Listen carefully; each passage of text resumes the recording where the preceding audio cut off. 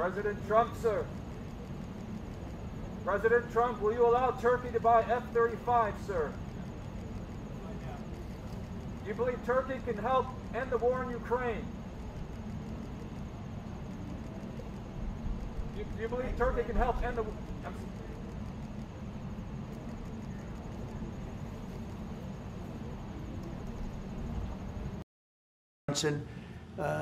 He freed Pastor Brunson. Pastor Brunson was put in jail for 35 years before I got there. This was a group that should have stopped it, and the president, after I called him, released him, which was a great thing for our Christian community, our evangelical community. The evangelicals really wanted that. It was very important to him, so I always remembered that. But he released him from 35 years in prison. And Pastor Brunson now is healthy, happy, and well. And we're very happy about that. But it's a great honor to have the President of Turkey with us. And how are you? Fine. Say a few words. And you? Great guy. Öncelikle bu ziyaretimizi Birleşmiş Milletler Genel Kurulu'yla iç içe olan bir dönemde gerçekleştirdiğimizden dolayı arkadaşlarımla beraber çok mutluyuz.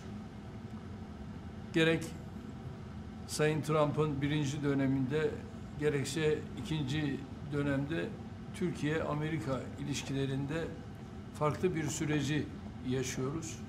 Kendilerinin de az önce ifade ettiği gibi gerek F-35 konusu, gerek F-16 konusu, gerekse Halk Bankası'yla ilgili aramızdaki ilişkiler konusunu bugün etraflıca görüşme fırsatı bulacağımıza inanıyorum. Heybeliada okuluyla ilgili ise orada üzerimize ne düşerse biz onu zaten yapmaya hazırız.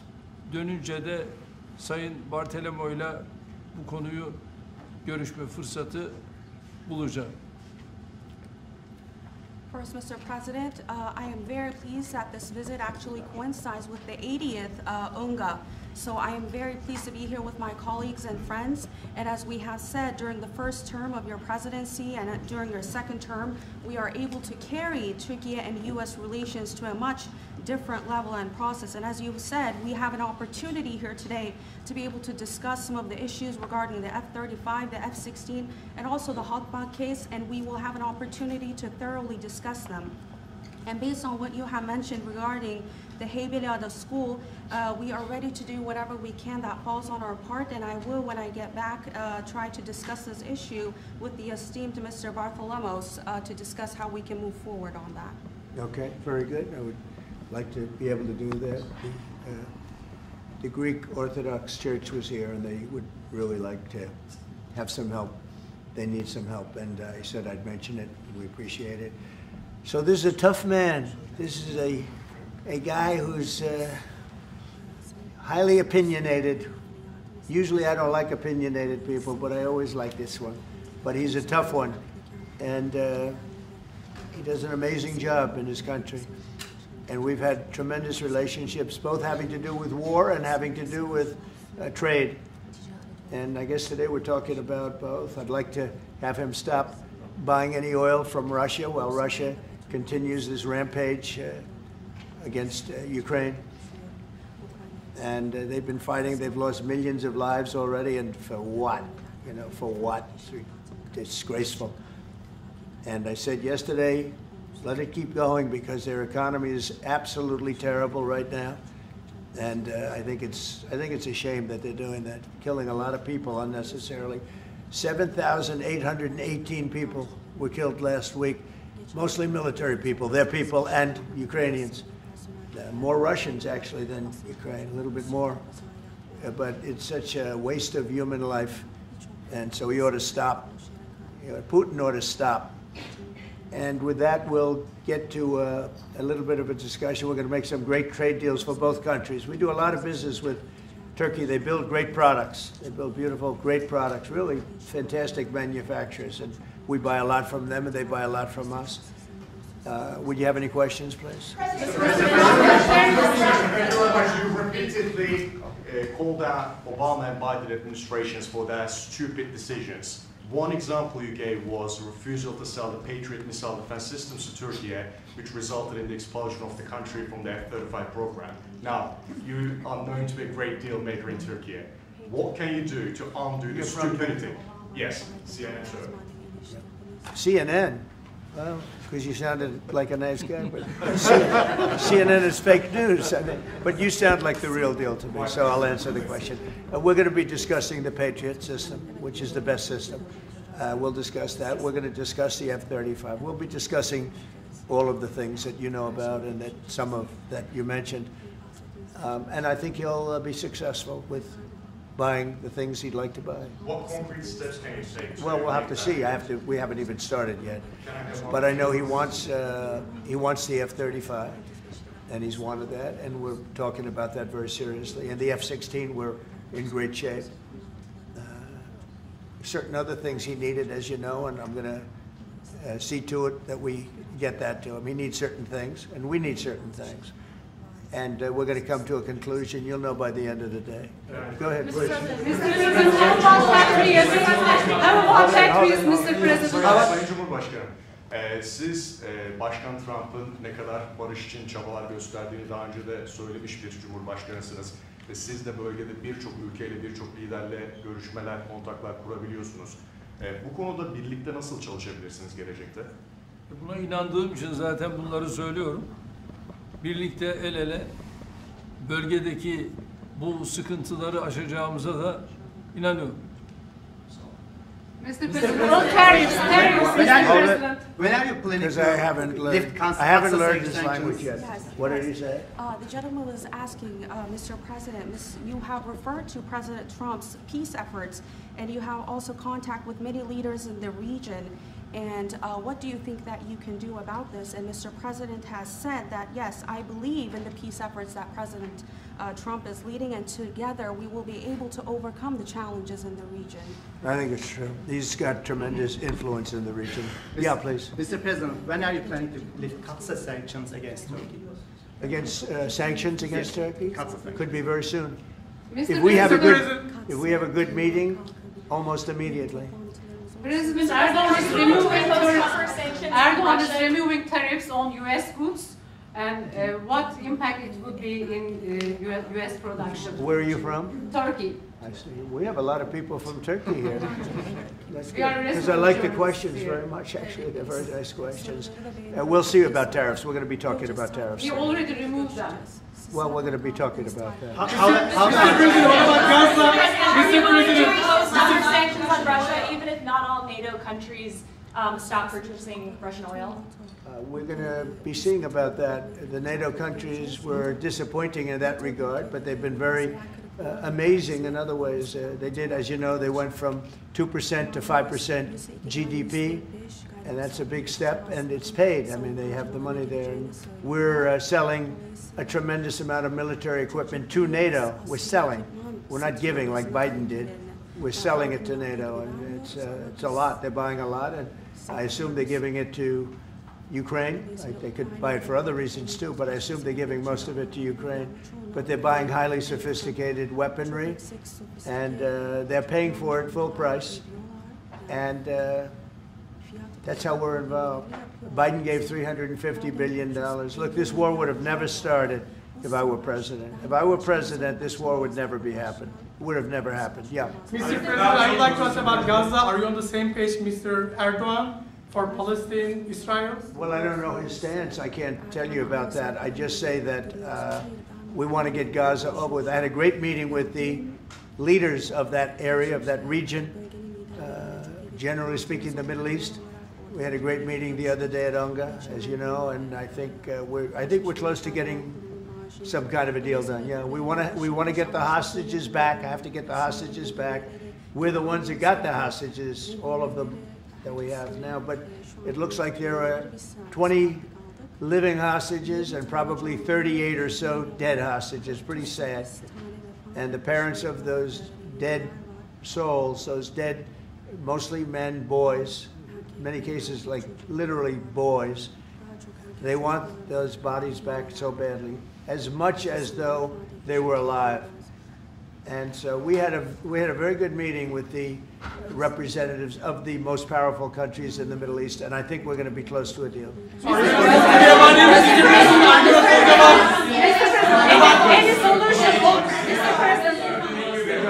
President, we've noticed that in the Ukrainian war and during the Israeli-Iran war, the airspace of the NATO countries is very fragile, and it needs to be stronger. And in that sense, Turkey being the second largest army in NATO, it needs to support its air force and air defense.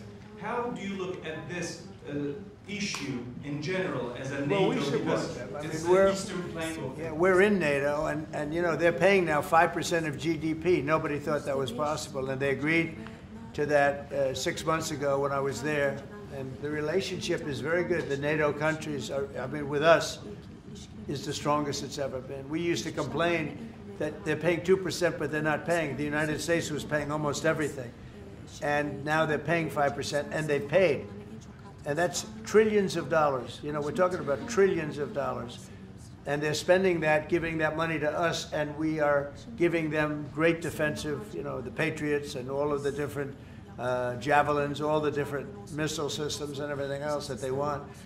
But it's, you know, it's trillions of dollars. So we appreciate that they did that. So they went from 2% to 5% of GDP, and that was something that nobody even would bring up. Biden should have brought it up a long time ago, because under Biden, we paid $350 billion, and all it did is make things worse. So we'll see how it goes. F-35s to Turkey, fighter jets, F-35s. Yeah, we're talking about the fighter jets for Turkey. Yes, we are. Are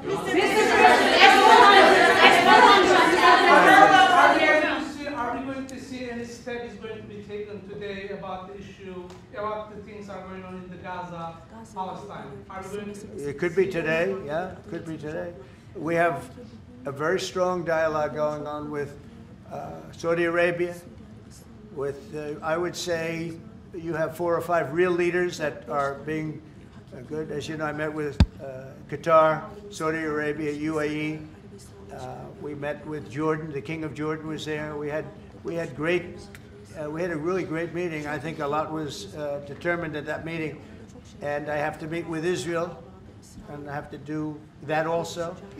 They know what I want, and I think we can get that one done. I hope we can get it done. A lot of people are dying, but we want the hostages back. We don't want them back 1 this week, 1 in 2 months from now, 3 later, and you know, like the way it's been going. We got them all back. We got a lot of them back. We got the American Alexander. We got the American hostages back.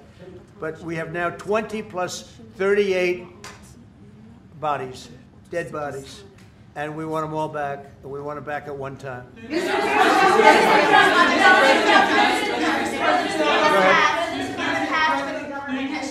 President Erdogan will help to release the hostages? Do I think what? Do you think President Erdogan will help to release the hostages? I don't know if he'll help in that. I don't really think we have. I don't think it'll be necessary in this case. I think we're going to be in a pretty good position. There are a lot of people that want that done. I met with great leaders. Look, you saw the people that were there, and great leaders. Egypt was also represented.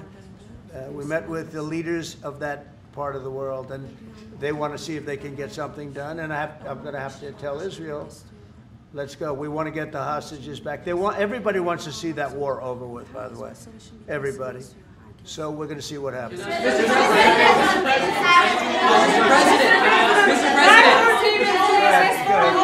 President. How do you see a joint initiative with President Erdogan to bring the President of Russia, Putin, and President Zelensky to the negotiating table? Well, I can tell you that President Erdogan is very respected by both of them. Everybody respects Erdogan. They really respect Erdogan. I do. And I think he could have a big influence if he wants to. Right now, he's very neutral. He likes being neutral. So do I like being neutral. But he's somebody that if he got involved, the best thing he could do is not buy oil and gas from Russia. If he did that, that would be probably the best thing. He knows Putin like I know Putin. I thought Putin, I settled, as you know, 7 wars, and it's probably more than that if you really want to know the real facts, but 7 wars, and I thought this would be among the easier ones to settle. But I'm very disappointed in Putin. And he's been fighting hard, he's been fighting long, and they lost millions, they lost like 1 million soldiers. And you know, with all of the heavy bombardment over the last 2 weeks, they've gained almost no land. Think of that. They've gained almost no land. And I'm not going to ever call anybody a paper tiger, but Russia spent millions and millions of dollars in bombs, missiles, ammunition, and lives, their lives. And they've gained virtually no land. I think it's time to stop. I really do. Mr. President, a few months ago, you met with Aliyev and Pashinyan. Can you follow up? So where? You met with Aliyev and Pashinyan, Azerbaijan President Aliyev and Pashinyan. Can you follow up on what you want to say about current process? No, I can't. I like this guy. I like him. He's from CNN. Fake news, the worst fake news, but I like him.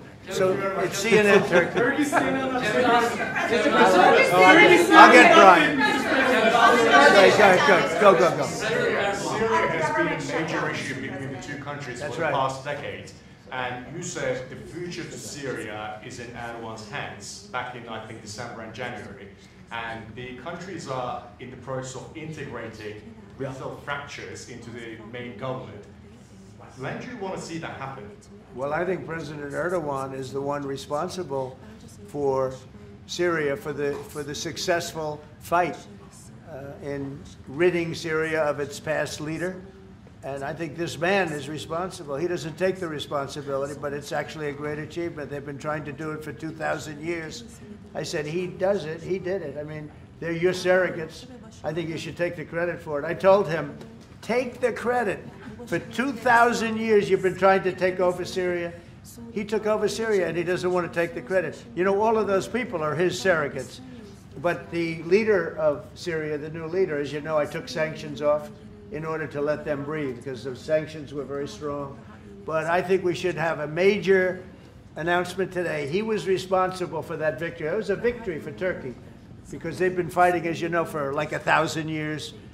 And it never went, you know, it was back and forth, but he's responsible for that. So he would have a lot to say with respect to Syria. But at his request, I took, and the request also of the King of Saudi Arabia, it's very interesting, and Qatar, they said if you could take the sanctions.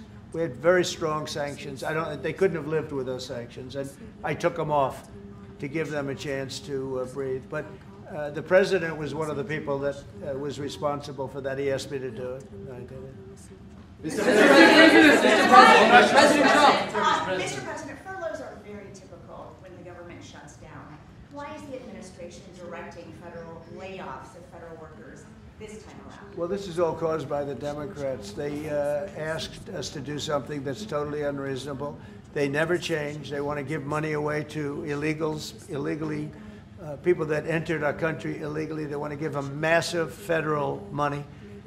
And we don't want to do that because it means everyone's going to just keep pouring back. Right now we have absolutely perfect borders like you haven't seen in many years. Even better than I had great borders during my 4 years, but these borders are stone cold closed. You can only come into our country legally now.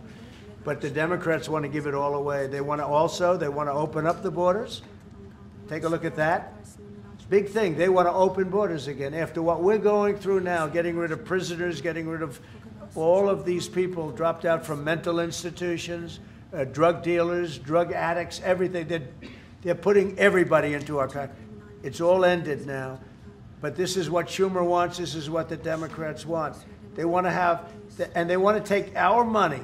We're doing well because of tariffs. We're doing unbelievable. We're making more money than we ever have made. And by the way, we're going to take some of that tariff money that we made, just to get off the subject for a second. We're going to take some of that tariff money that we made. We're going to give it to our farmers, who are for a little while going to be hurt until it kicks in. The tariffs kick into their benefit.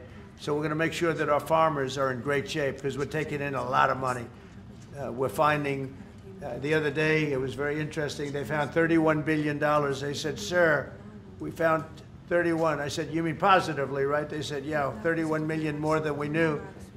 And they said, we don't know where it came from. I said, check the tariff shelf. They came back the following morning. They said, you're right, sir, it came from the tariffs. We've never seen anything like this. So what we're going to be doing is we're going to be taking some money from all of the tariff money that we've taken, and we're going to distribute it to our farmers until the tariffs kick into their benefit, which ultimately the farmers are going to be making a fortune. But it's a process of, it has to kick in. All right, maybe one more. Mr. President, there was another shooting at an ICE facility in Texas yesterday. Terrible. Detainees were killed. The FBI director posted on social media bullets that were engraved with the message anti-ICE. Right. He just posted another thing on social media saying they recovered a handwritten note from the subject that read, hopefully this will give ICE agents real terror to think, is there a sniper with AP rounds on that roof? Who do you hold responsible for the uptick in left-wing violence in the country? Radical left rhetoric. The radical left is causing the problem. They're out of control. They're saying things, and they're really dumb people. I mean, I look at Crockett. I look at some of these people. They're very low IQ people, actually. But the radical left is causing this problem, not the right, the radical left. And it's going to get worse, and ultimately it's going to go back on them. I mean, bad things happen when they play these games. And I'll give you a little clue. The right is a lot tougher than the left. But the right's not doing this. They're not doing it, and they better not get them energized because it won't be good for the left. And I don't want to see that happen either. I'm the president of all the people. But the radical left is causing this. Radical left Democrats are causing this problem, and it gets worse. It gets worse, and it'll be a point where other people won't take it anymore, and that will not be good for the radical left, and we don't want that. Okay, thank you. Mr. President, it seems like an indictment of James Comey is imminent. Would this be the first step in accountability for pushing the hoax of Russia, along with Barack Obama involved as well? Well, I can't tell you what's going to happen because I don't know. You have very professional people headed up by the Attorney General, and Todd Blanche, and Lindsay Halligan, who's very smart, good lawyer, very good lawyer. They're going to make a determination. I'm not making that determination. I think I'd be allowed to get involved if I want, but I don't really choose to do so. I can only say that Comey's a bad person. He's a sick person. I think he's a sick guy, actually. He did terrible things at the FBI. And, but I don't know. I have no idea what's going to happen. Thank you very much, everyone.